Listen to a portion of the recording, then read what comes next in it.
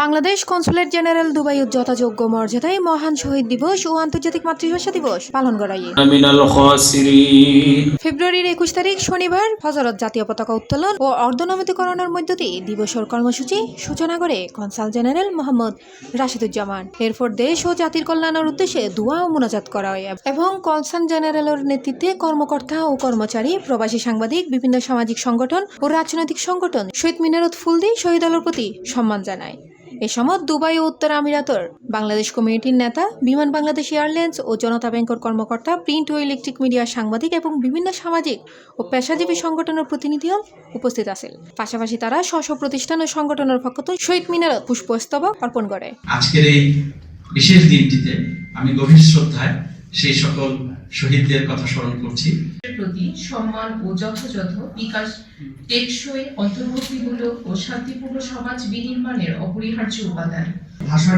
ভাষার জন্য যে রক্তদান, সেটা এর মাধ্যমে আমাদেরকে শিখিয়েছে আমরা বাঙালি জাতি অন্যায়ের প্রতিবাদ করতে জানি।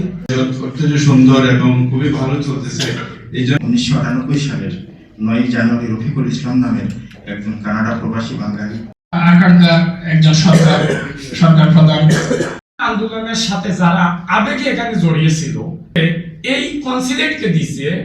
ইন্ডিপিএলএ কনসাল জেনারেল রাশিদুজ্জামানের সভাপতিত্বে শ্রম কাউন্সিলর আব্দুল সালামের সঞ্চালনায় কনসুলেট মিলনায়তনত এক আলোচনা সভার আয়োজন করা হয়। সবার শুরুতে ভাষা শহীদ আলোর স্মরণে 1 মিনিট নীরবতা পালন করা হয়। এরপর দিবস উপলক্ষে রাষ্ট্রপতি, প্রধানমন্ত্রী, পররাষ্ট্রমন্ত্রী এবং পররাষ্ট্র প্রতিমন্ত্রীর বাণী পাঠগড়ি শোনানো হয়। মহান শহীদ দিবস ও আন্তর্জাতিক মাতৃভাষা দিবসের তাৎপর্য তুলে ধরে বাংলাদেশ কমিউনিটি এবং সাংবাদিক সহ বিভিন্ন সামাজিক ও পেশাজীবী সংগঠনের নেতারা আলোচনায় অংশগ্রহণ করে।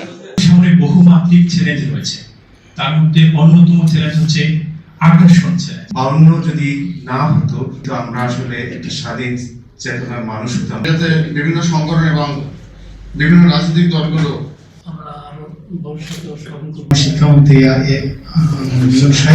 বাংলার মর্যাদা রক্ষার লড়াইয়ে শহীদ হন। আমি শ্রদ্ধার সাথে স্মরণ করছি 1970 সালে আকারে করার জন্য, যাতে আমিও একমত পোষণ করি। সকলের সুস্বাস্থ্য এবং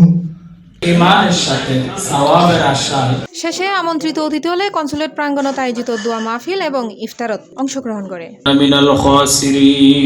C+ TV, চট্টগ্রাম।